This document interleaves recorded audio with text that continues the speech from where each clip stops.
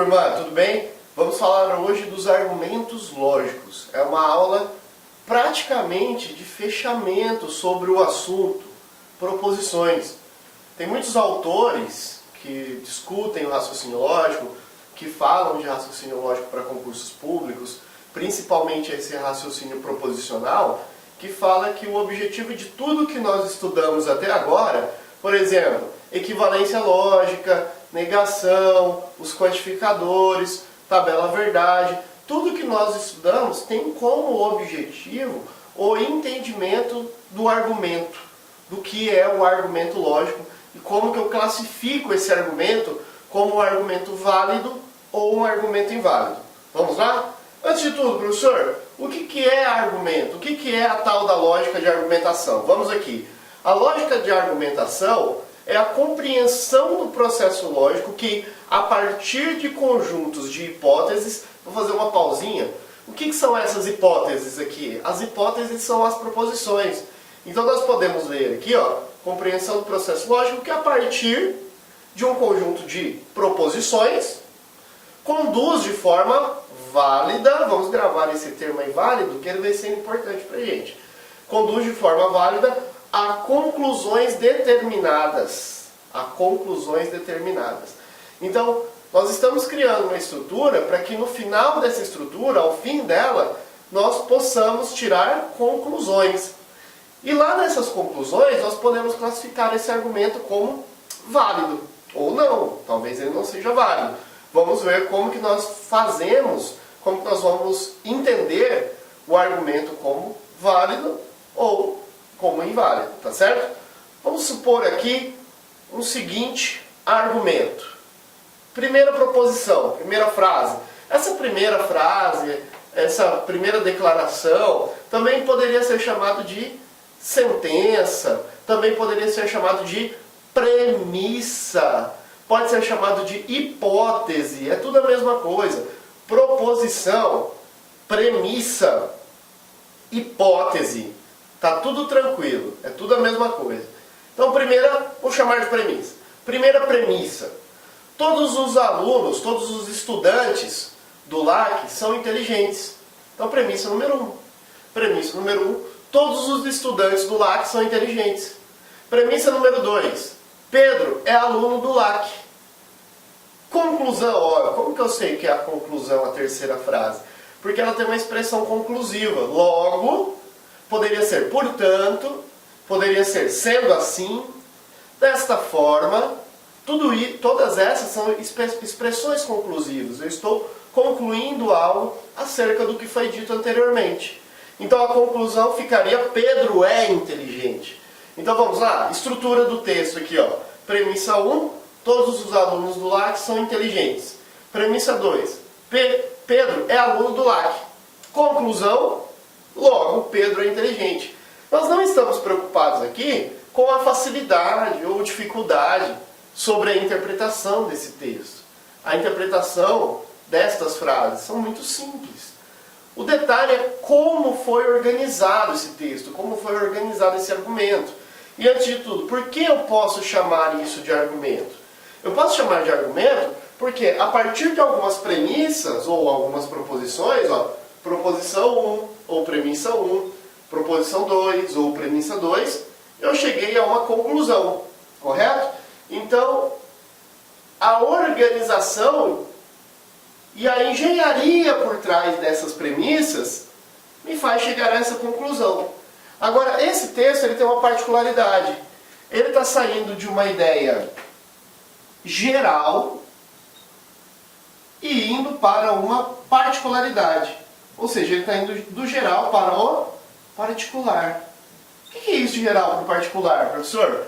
Note que ele usa uma expressão que nós estudamos, que é a expressão todo, ou todos. O todos é um quantificador.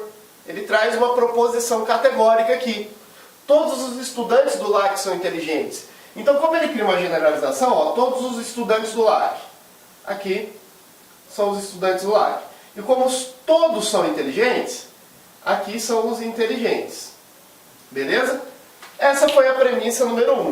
E na premissa número 2 ele cita alguém que é estudante do LAC, uma particularidade, um elemento do conjunto. O elemento do conjunto é o Pedro. O Pedro é estudante do LAC. Ele está aqui dentro, ó, dos estudantes do LAC. Então, por consequência, ele está dentro dos inteligentes também. Então, ele sai de uma ideia geral, uma ideia grandona, para uma particular, para uma particularidade, que é o Pedro. O nome disso, dentro do argumento lógico, é a dedução. A dedução, ela parte sempre disso daqui, ó, de uma ideia geral para uma particular. No caso, ele criou a ideia do todo, do quantificador todo. Todos os estudantes do LAC são inteligentes, geral, e depois particular. Pedro é aluno do LAC, ele é um elemento. Então, do geral para o particular. A partir daqui, ele tirou a conclusão. O nome disso é dedução, correto? Agora, professor, todos os argumentos são dedutivos? Eles saem da ideia geral para particular? Não, nem todos os argumentos são dedutivos. Só que deixa eu pontuar já. Deixa eu já deixar claro isso aqui para vocês. Galera, o argumento dedutivo é o que mais cai em concurso público.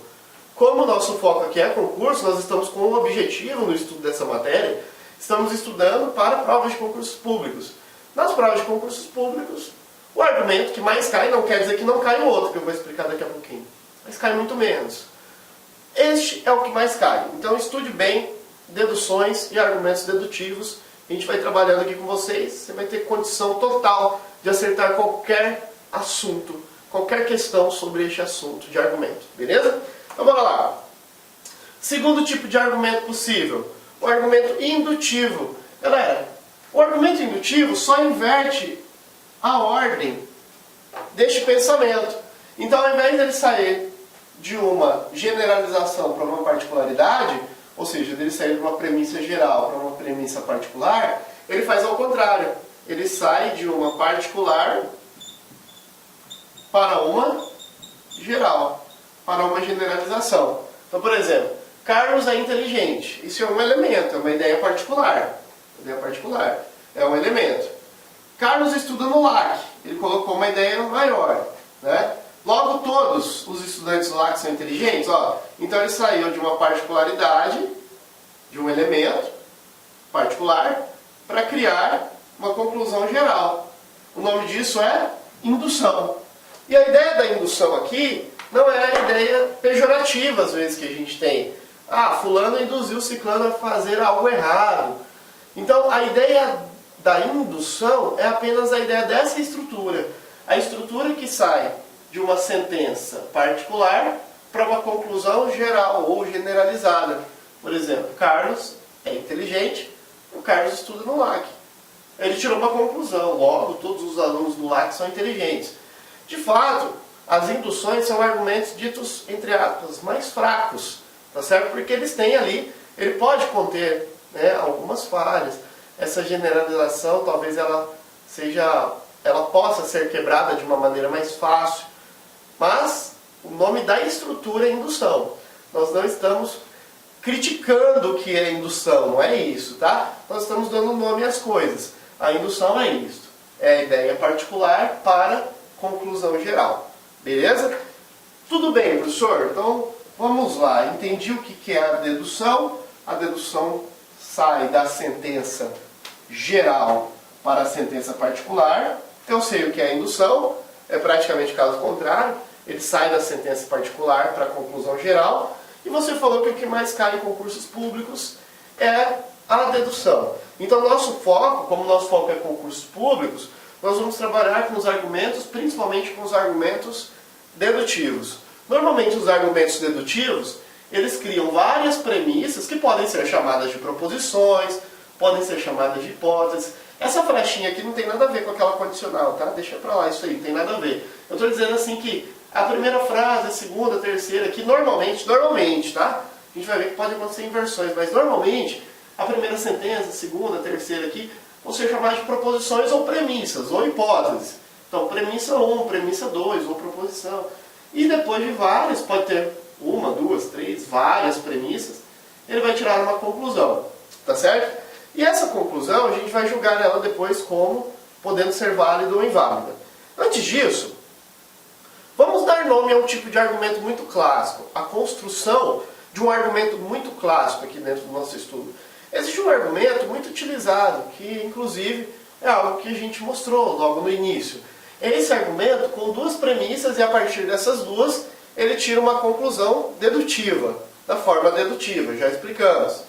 Então, por exemplo, todo homem é mortal. Sócrates é um homem, logo Sócrates é mortal. Qual é a estrutura que existe nesse texto aqui? Vamos ver? Ele tem duas premissas e na forma de dedução, né, uma geral e uma particular, ele cria aqui a sua conclusão. Então, a partir de duas premissas, uma conclusão dedutiva. O nome disso chama-se silogismo.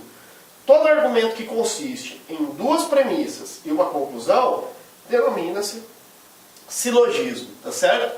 Então nós temos premissa 1, todo homem é mortal. Premissa 2, Sócrates é um homem, duas premissas. E a partir dessas duas premissas ele tira uma conclusão.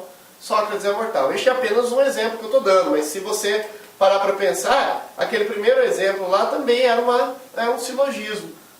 Todos os estudantes do LAC são inteligentes, premissa número 1. Segunda, Pedro é aluno do LAC, então logo Pedro é inteligente. Então premissa 1, premissa 2 e conclusão tirada a partir dessas duas. Né? Uma dedução, mas duas premissas, gerando uma conclusão, chama-se silogismo. Beleza? Tranquilos? Vamos ver o que é um argumento válido e o que é um argumento inválido. Pessoal, vamos ver o que seria a classificação, o que será a classificação do argumento válido e do argumento inválido. Então, antes de tudo, do que trata a validade do argumento? A validade do argumento é apenas a relação que existe entre as premissas e a conclusão. A primeira definição que nós vamos ver aqui é a definição do argumento válido. Vamos ler aqui comigo. Admitindo-se premissas verdadeiras, a conclusão será necessariamente verdadeira. Esta é a definição sobre o argumento válido, sobre a validade do argumento. Vou ler de novo. Admitindo-se premissas verdadeiras, preste muita atenção nisso, a conclusão será necessariamente verdadeira. Então preste atenção que o ponto de partida para saber se um argumento é válido é admitir premissas verdadeiras. Talvez essa seja a parte mais importante.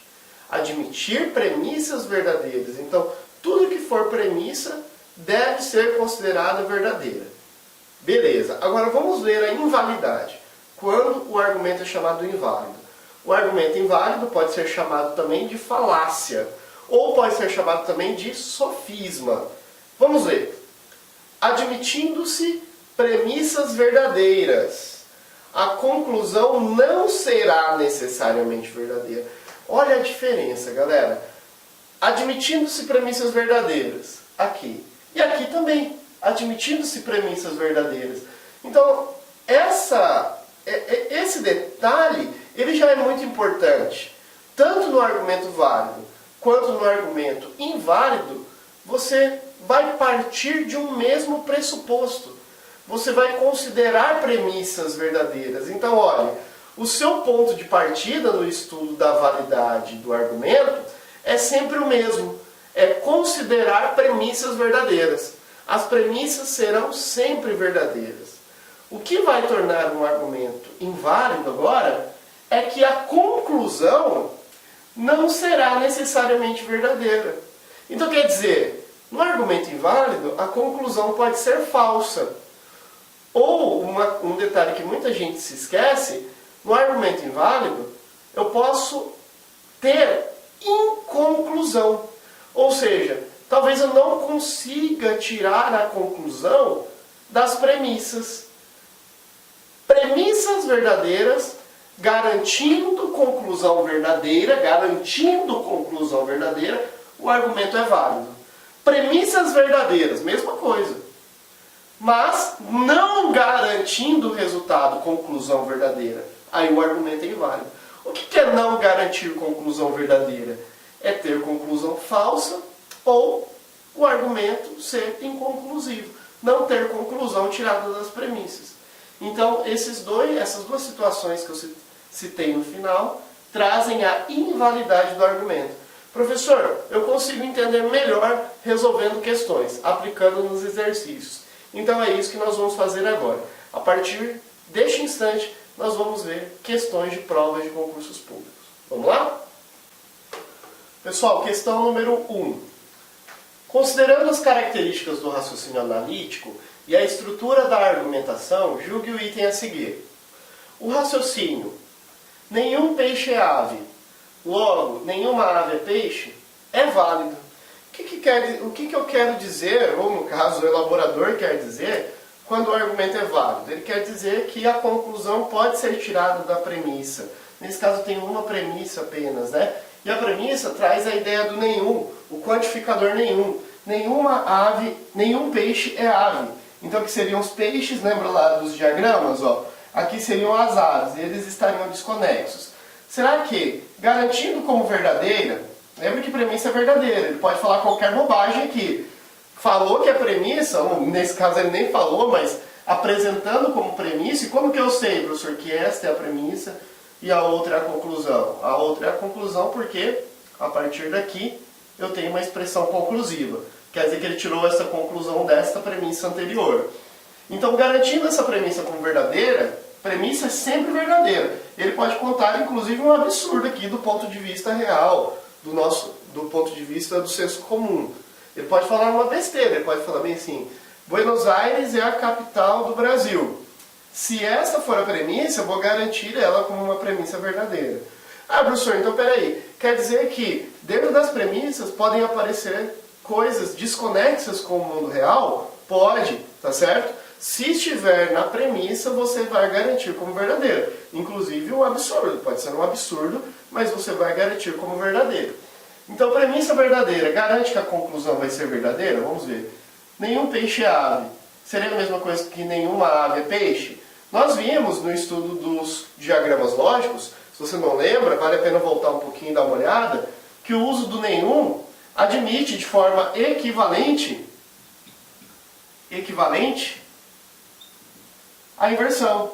Então, nenhum peixe é ave é a mesma coisa que nenhuma ave é peixe. No uso do nenhum, ou seja, do conectivo, lembra dos nomes que nós atribuímos para isso? O nenhum, ele é um quantificador universal de exclusão. Então ele exclui, que está todo mundo excluído, peixe de ave. Então se está excluído, a ave também está excluído do peixe. Então a inversão é válida. Nós generalizamos assim, ó. O uso do nenhum, nenhuma, tanto faz, pode ser plural também, nenhuns.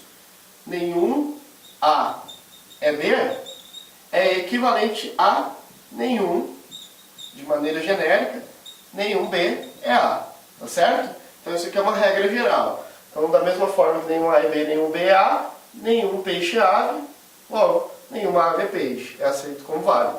Então essa conclusão pode sim ser tirada desta premissa. Então este argumento é válido, a questão está certa, o item está correto. Beleza? Vamos para a próxima?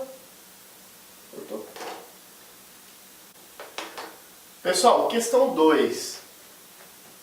O texto. O homem inteligente nunca recebe penalidades, pois somente o homem que erra recebe penalidades, e o homem inteligente jamais erra. Apresenta um argumento válido. O que é um argumento válido? É aquele em que a verdade das premissas garante que a conclusão será verdadeira também. Em outras palavras, garantindo que as premissas sejam verdadeiras, a conclusão também vai ser necessariamente verdadeira. Agora, o que torna essa questão interessante é que ele trouxe uma estrutura um pouco invertida. Nós estamos acostumados a ter a conclusão ao final do texto.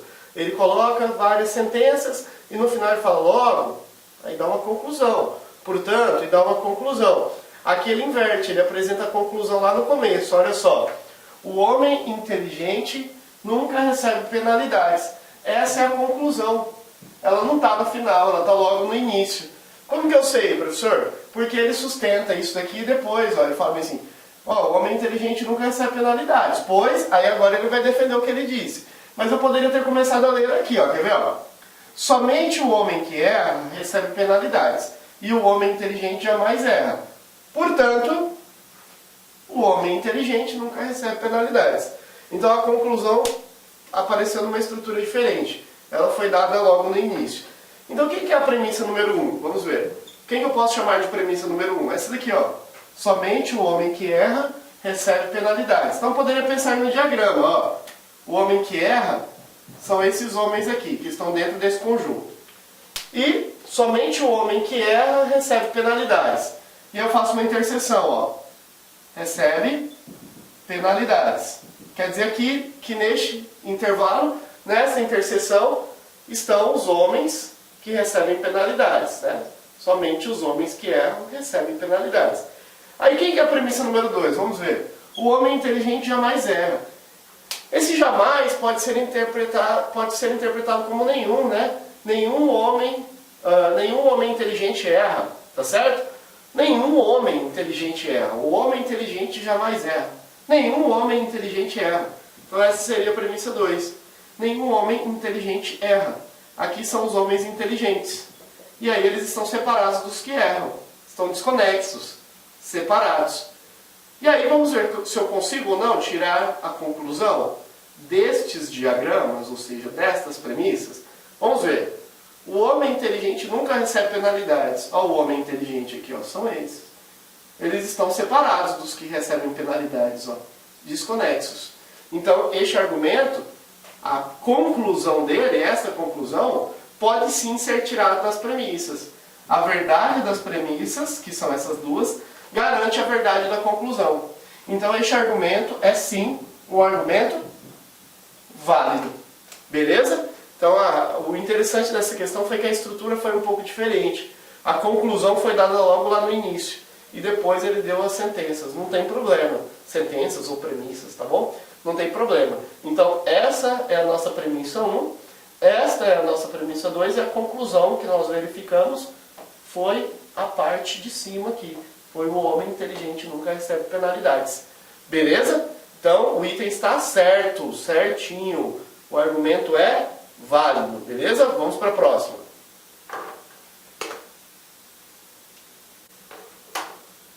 Se você entendeu o que foi dito na questão anterior sobre a estrutura do argumento, ele ter apresentado a conclusão logo no início e depois sustentado as premissas, essa questão vai ficar bem simples para você. Vamos ver. No Brasil, os pobres têm mais poder que os ricos. Isso ocorre porque o sistema político adotado no Brasil é a democracia, no qual a vontade da maioria prevalece. E no Brasil, existem mais pobres que ricos. Com relação ao argumento anterior, julgue o item seguinte. A afirmativa, no Brasil, os pobres têm mais poder que os ricos, é uma premissa. Galera, neste texto, ele fez... Ixi, ficou rabiscado aqui. Vou ter que fazer de novo, eu não vi que estava riscado aqui. Galera da edição aí. Se você entendeu o que foi dito sobre a estrutura do texto da questão anterior, o fato dele ter apresentado a conclusão logo no início do texto, essa questão vai ser bem simples para você. Ele criou uma estrutura parecida, com um desenho parecido. Vamos ver? No Brasil, os pobres têm mais poder que os ricos. Isso ocorre porque o sistema político adotado no Brasil é a democracia, no qual a vontade da maioria prevalece.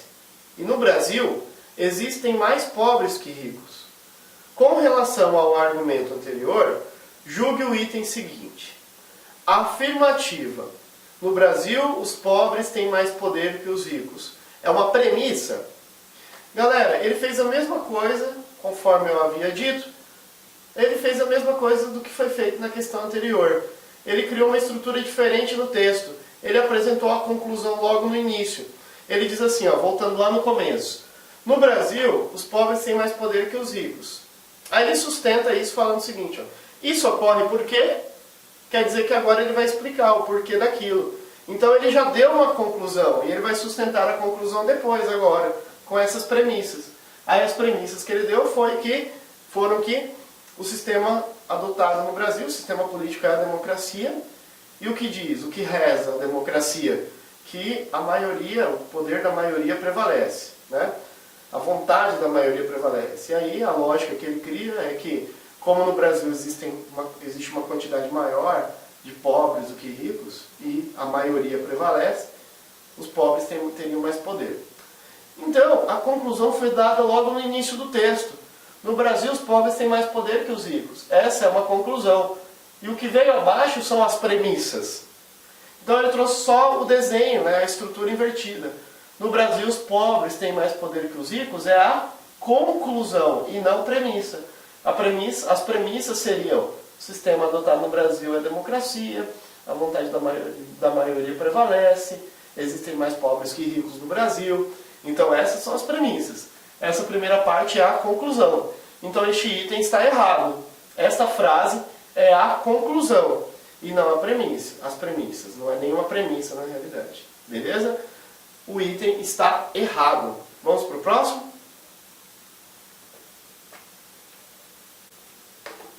Pessoal, a questão número 4 discute a diferença entre um argumento indutivo e o dedutivo. Na realidade ele toca aqui, ele discute, ele fala sobre a indução. Vamos ver isso daqui? Vamos lá. Adotando-se o processo de inferências, inferência, pode trocar a palavra inferência aqui por argumento, tá? Adotando-se o processo de argumento do tipo indutivo, usado em ciências experimentais, parte-se do particular para o geral. Ou seja, a partir da observação de casos particulares, chega-se a uma conclusão que os transcende. Bom, eu não precisaria viajar muito na maionese para resolver essa questão. Ele entrega aqui o ouro para a gente, ele entrega a questão, quando ele fala que a indução, ela sai do particular para o geral. E é justamente isso que a indução faz. O item está correto. A indução, ela cria uma ideia particular, uma ideia menor, e a partir daquela ideia menor faz-se uma generalização. Quer ver um exemplo? Vamos supor um exemplo corriqueiro aqui, que talvez a gente possa usar no dia a dia, sobre induzir, indução. Não no sentido pejorativo, mas no sentido formal, do que seria a indução. Particular para o geral. Vamos supor que eu comprei uma determinada marca de carro, eu comprei um carro da marca X, não vou falar nem o nome, um carro da marca X, e esse carro me deu muito problema. Eu comprei novinho na concessionária, o carro é 0 km. Mas logo no primeiro mês ele já me deu problema, a travinha do vidro estragou, o ar-condicionado deu um problema, tive que mexer, e eu não tive uma boa experiência, vamos supor. Aí um amigo chega pra mim e fala: Anderson, eu estou bem animado, vou comprar um carro zero, cara. E eu escolhi comprar um carro da marca X. O que você acha? Aí eu, tentando induzir meu amigo, eu falo bem assim, ó: cara, não compra esse carro da marca X. Porque eu tive, olha aqui, ó, eu tive um carro desta marca e os carros da marca X, não prestam, dão problema. Então o que eu fiz? Eu criei uma ideia a partir da minha experiência particular, eu tive um carro dessa marca e fiz uma generalização. Os carros, todos os carros da marca X, não prestariam a partir daqui. Não estou falando que está certo, está errado, se o argumento é forte ou fraco, nada disso. Eu estou falando apenas da estrutura deste texto. Eu tive um carro da marca X e os carros, todos os carros não prestam. Isso é induzir, é sair da ideia particular para a generalização. E este argumento é do tipo indutivo, tá certo? Então, ele fala de ciências experimentais, né? O que são as ciências experimentais? A física, a química, a biologia, por exemplo, elas fazem isso, né? Vejam o exemplo das vacinas. Os cientistas fizeram experimentos em grupos menores, e a partir desses grupos menores, nós criamos generalizações. Então essa vacina da marca tal, provavelmente funcione, porque neste grupo aqui controlado deu sucesso, então, de maneira geral, talvez ela tenha sucesso também. Então, de experimentos menores, criaram generalizações. Esse processo é indutivo. O processo das ciências naturais, das ciências da natureza, parte de induções, beleza? Falei até mais do que deveria, extrapolei um pouco, mas este item está correto. o argumento que sai da particularidade para a generalização é o argumento indutivo, beleza? Certinho. Pessoal, vamos aqui na questão número 5. As seguintes proposições lógicas formam um conjunto de premissas de um argumento. Ele já falou, ó, estamos trabalhando com argumento. Se Pedro não é músico, então André é servidor da ABIN. Se André é servidor da ABIN, então Carlos não é um espião. Carlos é um espião. A partir dessas premissas, julgue o item a seguir acerca da lógica de argumentação. O assunto aqui é muito claro. Se a proposição lógica Pedro é músico for a conclusão desse argumento, Pedro é músico. Se isso for a conclusão, então as premissas, juntamente com essa conclusão, constituem um argumento válido. Vamos lembrar? O que é um argumento válido? É aquele argumento onde as premissas sendo verdadeiras, necessariamente a conclusão também seria verdadeira. Mas agora, nessa questão, ele não me dá os quantificadores, todo, algum, nenhum. Ele me dá um conectivo lógico aqui, que é o se então. Então eu represento isso e me apoio na tabela verdade. Então vamos só lembrar rapidamente aqui como que é a tabela verdade do se então, que é a condicional. Nós fazemos assim, ó, P, Q, P condicional Q. Vamos revisar rapidinho.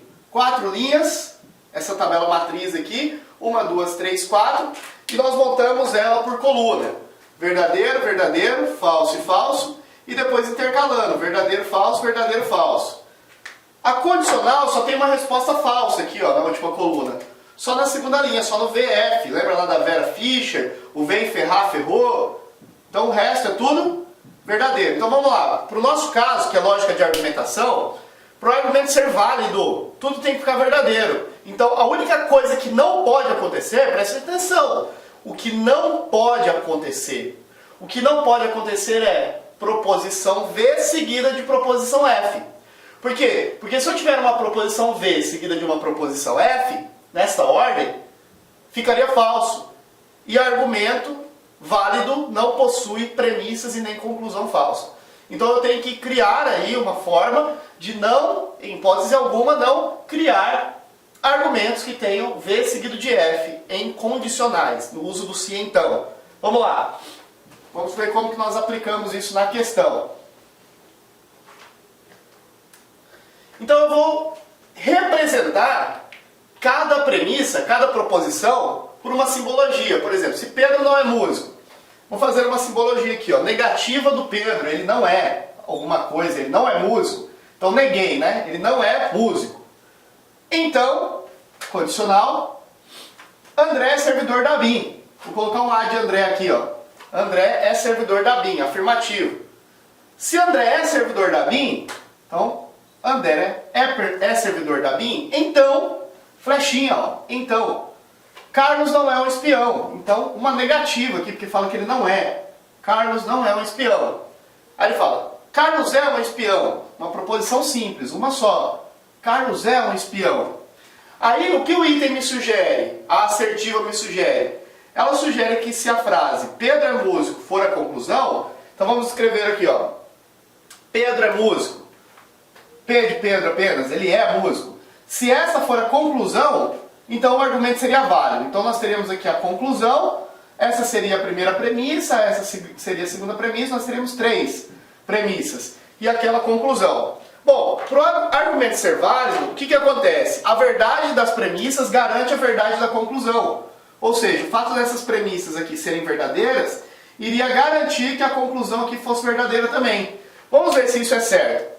Vamos ver se colocando verdade nas premissas, as premissas obrigatoriamente sendo verdadeiras, e é assim que a gente começa. Essa é a técnica, nós temos que colocar necessariamente premissas verdadeiras e verificar o que dá a conclusão. Então, colocando verdadeiro nas premissas, como que a conclusão ficaria? Vamos ver. Então, começo da mais simples, que é a P3, a que está sozinha, proposição simples. Então, o C de Carlos aqui é verdadeira, né? Olhando apenas para isso. O Carlos é verdadeiro. Mas aqui, onde está escrito negativo, tudo que é afirmativo é verdadeiro, com negativo inverte. Fica falso. Então, essa negativa do Carlos é falso. O que seria esse A aqui do André, então?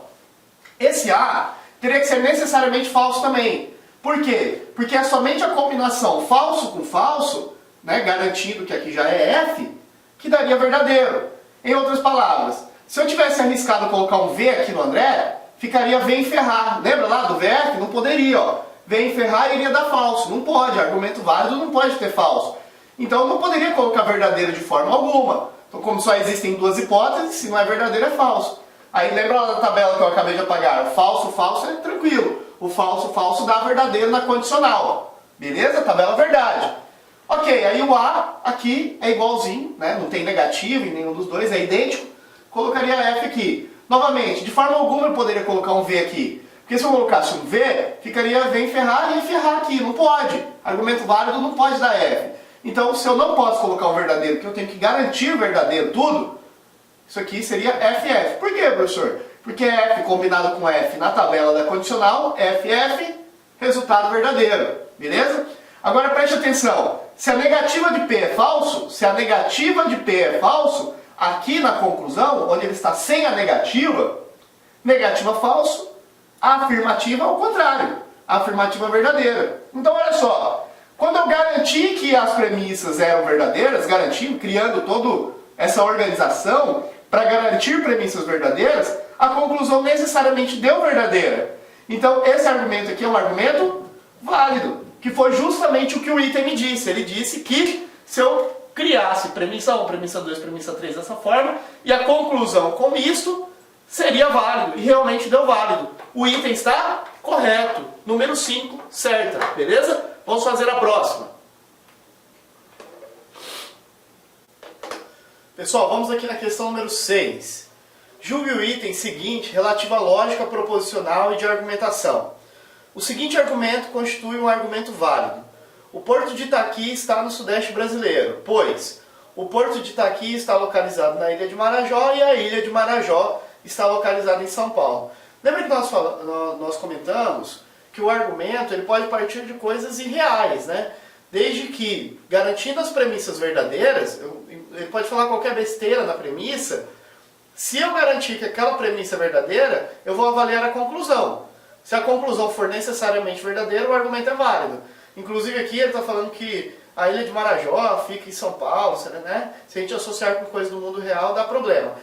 E eu já vou adiantar, essa questão é bem polêmica, tá? Quando ocorreu esse concurso, tentaram cancelar essa questão, mas a banca considerou ela como correta e vamos ver como foi o gabarito. Mas eu vou falar depois no final porque que nós vamos considerar essa questão polêmica, tá? Então olha o que ele diz. Ele fez aquela jogada de colocar a conclusão logo no começo, ele falou, o Porto de Itaqui está no sudeste brasileiro. Essa é a conclusão. Então eu vou avaliar as premissas que seguem depois. Ele justifica com as premissas. Ó, pois, então essas são as premissas. O Porto de Itaqui está localizado na Ilha de Marajó. Então eu teria que fazer assim, ó. O Porto de Itaqui está na Ilha de Marajó. Aqui é o Porto, aqui é a Ilha de Marajó. Beleza? O Porto está na ilha. Depois ele diz, e a Ilha de Marajó está em São Paulo. E a Ilha de Marajó está em São Paulo. E daqui ele tirou a conclusão. A conclusão que ele chegou foi que o Porto de Itaqui está no sudeste brasileiro. Tá. Se eu considerar que São Paulo está dentro da realidade, porque ele fugiu de coisas da realidade aqui. Ele não garantiu que São Paulo está dentro do sudeste brasileiro. Ah, professor, mas a gente sabe. Eu sei. Mas lembra que eu falei que podem gerar absurdos? Então eu acho que essa questão é polêmica porque ele deveria criar uma premissa garantindo que São Paulo está no sudeste também. Porque nós só podemos afirmar o que foi afirmado nas premissas. Tá? Então ele considerou o argumento válido porque se o Porto de Itaqui está na Ilha de Marajó e a Ilha de Marajó está em São Paulo, então consequentemente o Porto está no sudeste brasileiro. O argumento foi considerado válido, essa questão foi considerada certa. Tá? Mas lembrem-se que nem toda banca vai entender dessa forma. Isso é o entendimento CESP, né, Sebrasp. Portanto, vamos tomar cuidado. O Sebrasp e o CESP considerou isso como certo. Beleza? Vamos para a próxima questão.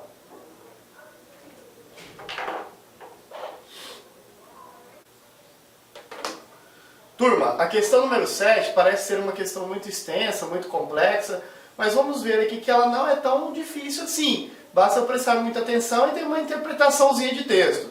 É algo que não é tão complexo quanto parece. Vamos lá.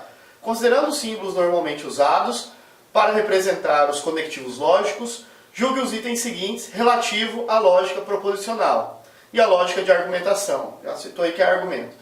Nesse sentido, considere ainda que as proposições lógicas simples sejam representadas por letras maiúsculas. Bom, enfim.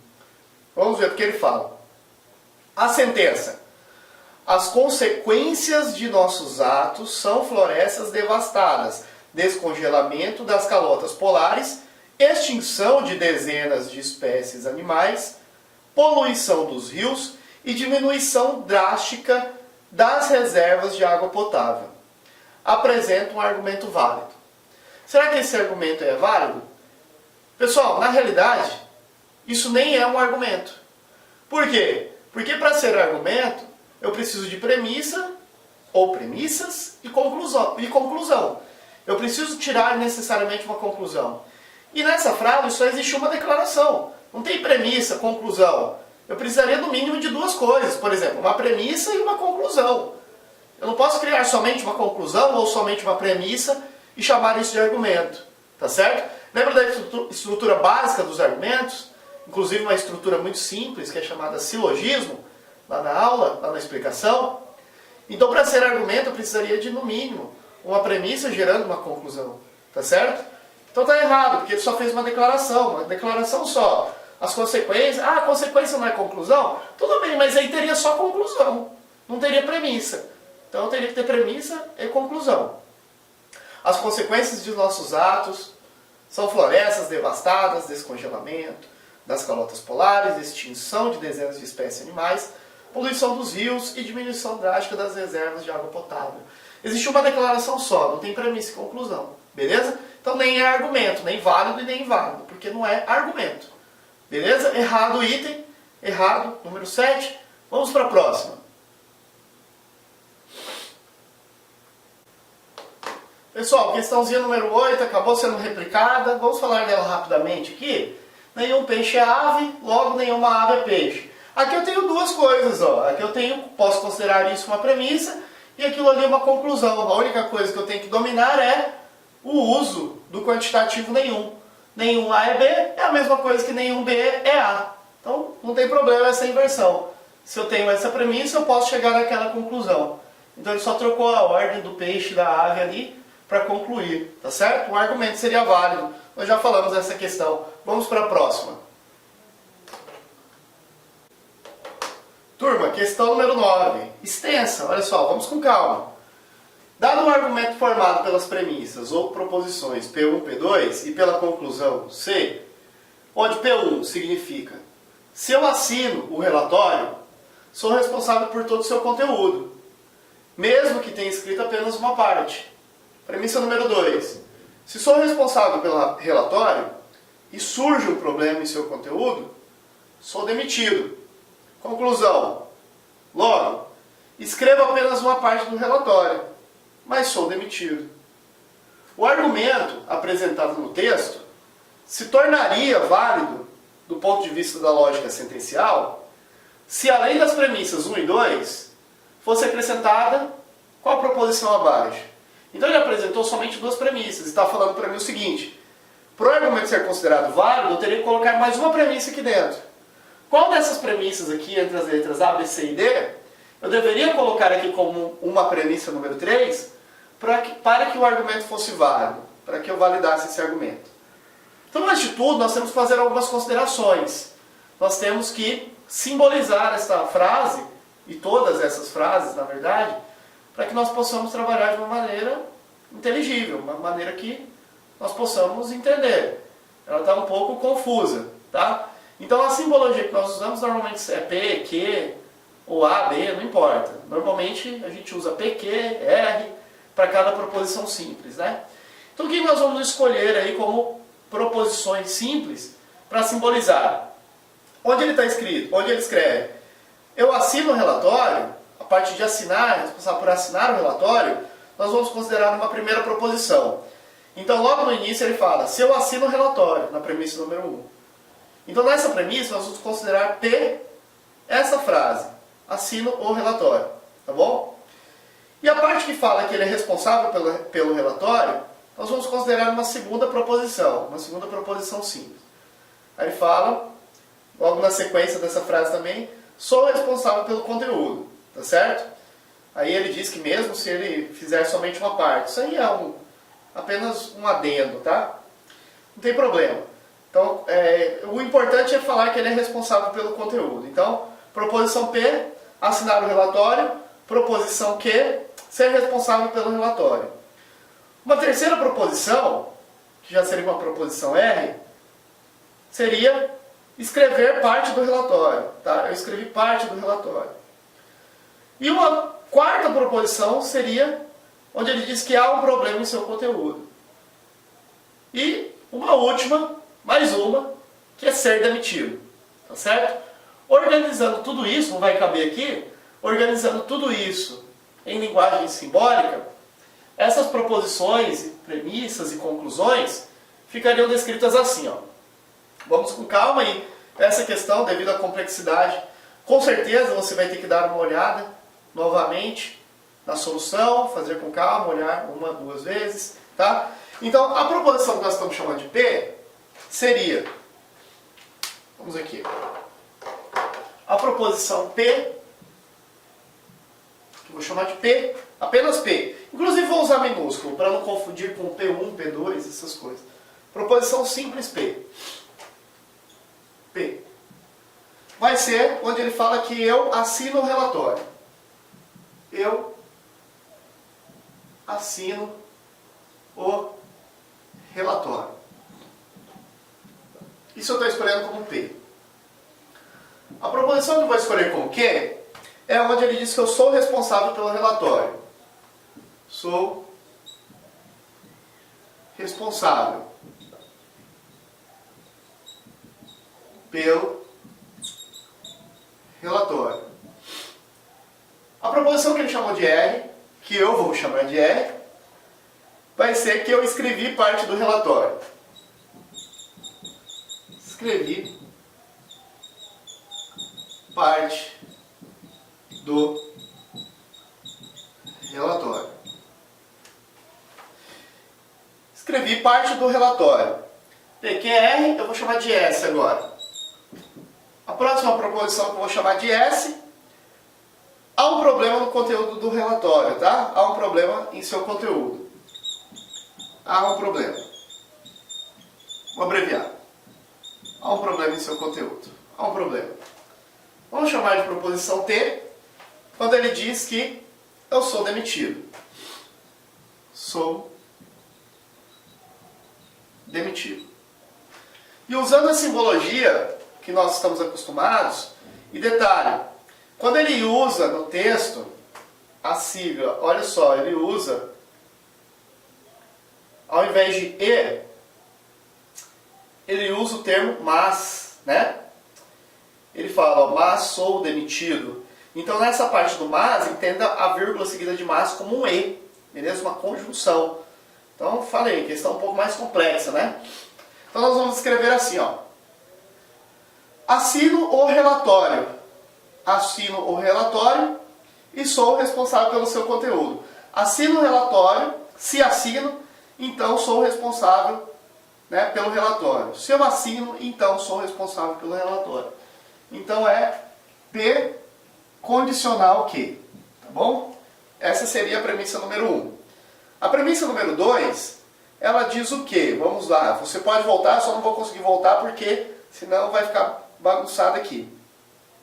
A premissa número 2 diz que eu sou responsável pelo relatório e, ao mesmo tempo, né, há um problema no seu conteúdo. Então, se isso acontecer, eu serei demitido. Então, nós vamos usar que, vou colocar entre parênteses, ó, que e, quer dizer, se eu sou responsável pelo relatório, que é isso aqui, e ocorrer um problema no relatório, ou seja, se há problema, que nós simbolizamos por S, então,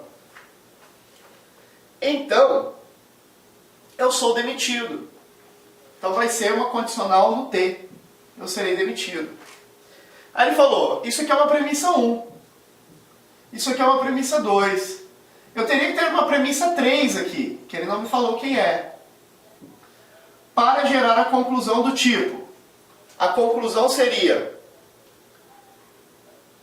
eu escrevi parte do relatório, aí ele fala vírgula mas é E.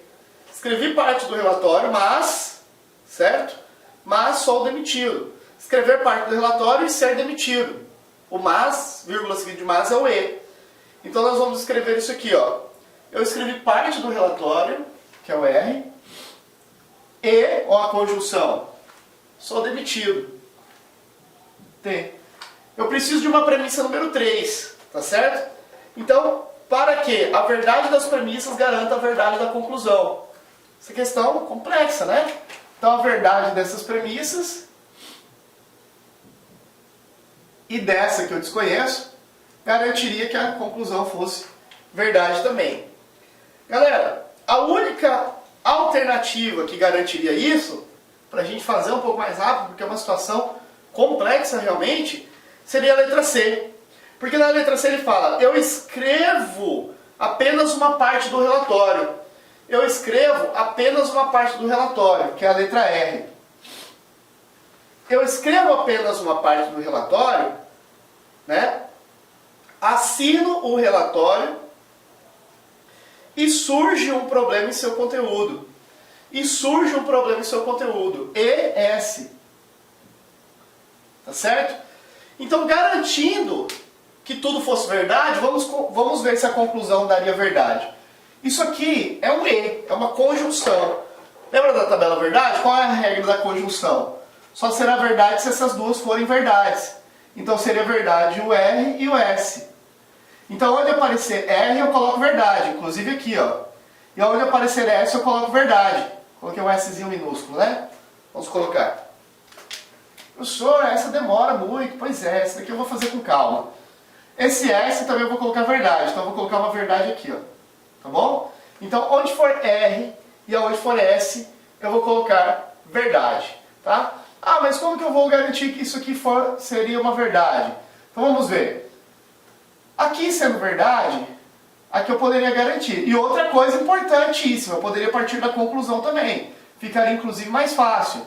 Como aqui eu tenho uma conjunção, somente verdadeiro com verdadeiro. Ó. Verdadeiro com verdadeiro na conjunção que daria verdadeiro. Eu tenho que garantir argumento válido. Então a conclusão teria que ser verdadeira. Então eu já poderia pegar o T sendo verdadeiro aqui, ó. Tá certo? O T sendo verdadeiro e o R sendo verdadeiro. Então, aqui é verdadeiro. Tá? O que teria que ser aqui? Será? Vamos ver. E outra coisa, como que poderia ser aqui em cima? Se eu garantir esse Q como verdadeiro, que daria verdade. Bom, garantindo esse verdadeiro, vamos lá, qualquer coisa que aparecesse no P, seria verdadeiro. A resposta. Por quê? Se o V fosse verdade, verdade com verdade, na condicional verdade. Ah, mas se o P fosse falso? Falso com verdade também daria verdade. Então, independente do P ser verdadeiro ou falso, na condicional isso aqui daria uma verdade. Então o argumento seria válido, garantindo o P3, a premissa número 3, como a letra C. Questão mais complexa, questão dificinha, tá? Você vai ter que tentar olhar mais uma vez, 2 vezes, olhar com calma, estudar a questão mesmo, para que você tenha um entendimento mais sólido dela. Mas de todas as questões que nós fizemos, com certeza essa é a mais complexa.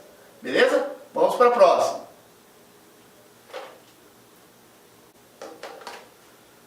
Turma, esse texto vai servir como base para fazer as questões 10 e 11. Vamos lá.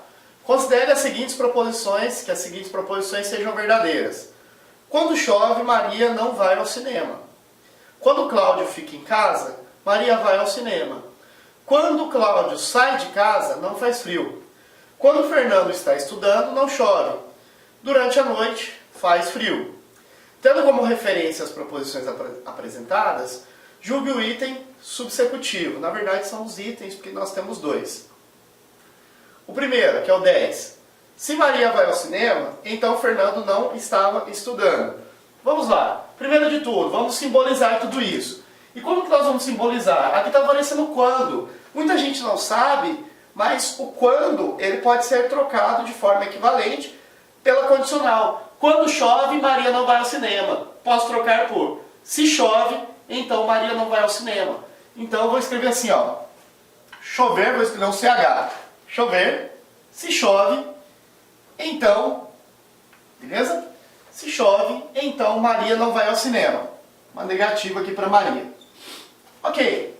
E aí depois ele fala, quando Cláudio fica em casa, ou seja, se Cláudio fica em casa, vou escrever CL do Cláudio aqui. Se Cláudio fica em casa, Maria vai ao cinema. Sem a negativa agora, ela vai ao cinema. Quando Cláudio sai de casa, então, negativa do Cláudio, agora ele sai. Quer dizer, ele não fica, né? Negativa dele. Não faz frio. Então, não faz frio. Quando Fernando, vou colocar um F de frio aqui, porque tem Fernando, né? FR de frio. Quando Fernando está estudando, vou colocar FE de Fernando, não chove. Então, se Fernando está estudando, então não chove. Durante a noite, não faz frio. Posso escrever assim, ó. Se é noite, então faz frio. Ficaria dessa forma a simbologia. E ele me garantiu que todas elas seriam verdadeiras, ó. Considere todas as proposições verdadeiras. Então, se tudo é verdadeiro, vamos ver o que diz, ó. Ficou um pouquinho acima ali. Vamos ver se eu consigo diminuir um pouquinho aqui, só para... Opa, não era isso. Bom, vai ficar um pouquinho em cima, mas ali é chove, tá? No começo. Nem vai alterar muita coisa. Então, se Maria foi ao cinema, então Fernando estava estudando. Então, Maria foi ao cinema. Vamos colocar aqui verdadeiro para Maria. Ela foi ao cinema. Será que isso vai ter alguma relação com o Fernando? Fernando estava estudando? O Fernando aparece aonde? Aqui. E a relação dele é chover. Vamos ver isso. Vamos com calma. Vamos apagar um pouquinho ali. Se a Maria foi ao cinema, é verdadeiro aqui para Maria. A negativa, se a afirmativa é verdadeira, a negativa fica falsa. Eu tenho que garantir que cada linha é uma verdade. Para garantir que cada linha é uma verdade, e o exercício falou, a questão falou, eu não poderia colocar de forma alguma verdadeiro aqui, porque verdadeiro com falso iria dar falso na condicional. Então, obviamente aqui teria que ser falso, tá certo? Então, onde aparecer chover, eu tenho que colocar falso. Tá, então aqui é falso. Se aqui é falso, aqui no não chove seria verdadeiro, aqui embaixo. E qual é a relação com o Fernando? Galera, se a segunda parte é verdadeira, na condicional, tendo a segunda parte verdadeira, não importa se a primeira, que a gente chama antecedente, é verdadeiro ou falso. Ó. Se for verdadeiro ou se for falso, pode olhar na tabela. Ambas as respostas dariam verdadeiras. Então nós não poderíamos concluir se o Fernando fez ou não fez o que foi dito aí. Porque sendo verdadeira essa segunda parte, se for VV dá verdadeiro, mas se for FV também dá verdadeiro. Então nós não poderíamos garantir nada com o Fernando devido a essa informação. Então o item está errado. Nós não poderíamos garantir que o Fernando aí, o que ele dizia mesmo era que o Fernando estava estudando. Na verdade pode ser verdadeiro que ele estava ou falso que ele estava estudando. Beleza? Vamos para o próximo item. Durante a noite não chove. Então vamos ver. Durante a noite não chove. Qual é a garantia disso, né? Vamos limpar um pouquinho isso aqui. Durante a noite não chove. Quer dizer, se for noite, não chove. Então, se é verdadeiro que é noite, beleza? Todas as linhas têm que ser verdadeiras. Então, se é verdadeiro que é noite, é verdadeiro que faz frio. Porque de forma alguma eu posso colocar VF, lembra? O VF não garantiria verdadeiro na condicional. Então vamos ver. Eu sei que é noite, sei que faz frio. Vamos procurar o frio aqui. Aqui o frio, ó. Verdadeiro, com a negativa, falso. Então de maneira alguma, eu poderia colocar aqui um verdadeiro, porque senão ficaria VF. Não garantiria verdade. Então, se eu não posso colocar V, eu só posso colocar F aqui. Então, onde aparecer negativa do CL é falso. Aqui está sem negativa. Então, sem a negativa, isso aqui é verdadeiro. Tá certo? Sem a negativa, isso aí é verdadeiro. Se é verdadeiro, eu não posso colocar F aqui. Porque se eu colocar F, vai dar errado. Então, obviamente, eu tenho que colocar V. Tá? Colocando V aqui, onde é M negativo, inverte. Ó. M verdadeiro, M negativo fica falso. Se eu colocar falso aqui, olha lá, ó, falso. Ih, errei. Droga, errei a questão. Vou ter que regravar essa questão inteira aqui. Não, dor de cabeça. Droga, errei. Pessoal da edição, então, eu vou regravar só o item 11, tá? Vai ter um corte. Eu já fiz o 10 está errado. Vou fazer o 11 a partir de agora, beleza? Deu uma tropicada aqui. Pessoal, o item 11, portanto, nós vamos fazer com o mesmo raciocínio. Mas ele está dizendo, durante a noite não chove. Durante a noite não chove. Vamos ver. Vamos lá. Se eu garantir que é noite, verdadeiro que é noite, de maneira alguma eu poderia colocar falso aqui no frio. Por quê? Porque nós temos que garantir que todas as linhas são verdades. Ele falou isso no enunciado. Então, na condicional, eu tenho que evitar o V seguido de F, né? Porque o V seguido de F dá falso. Então, só pode ser VV. Beleza. Vamos ver se tem mais N's aqui. Não tem mais nenhum N. Vamos ver se tem frio aqui. Frio tem, ó. Frio aparece aqui. Só que aqui é afirmativo, aqui é negativo. Afirmativo V, negativo inverte. Beleza? Também é condicional. Então, eu tenho que evitar o VF. Para evitar o VF, eu coloco FF. Vamos ver se tem aqui CL ainda. CL aparece bem aqui, ó. O CLF, negativo. Sem o negativo, afirmativo, inverte. Ficaria V. Condicional também. Na condicional, o que eu tenho que evitar? O VF. Então, eu não posso colocar F de jeito nenhum aqui. Tem que colocar VV. Beleza? VV, se o M é verdadeiro, a negativa é invertida, é falso. O que eu tenho que evitar mesmo? Eu tenho que evitar o VF. Para evitar o VF, eu coloco FF. Aí ficou falso que chove. Então o item está certo, porque ele falou, olha, se eu garantir que é noite, durante a noite, não chove. Realmente ficou ali, ó. Onde ficou chove, deu falso. Quer dizer o quê? Que não chove. Então, o 11 está certo. Vamos para a próxima.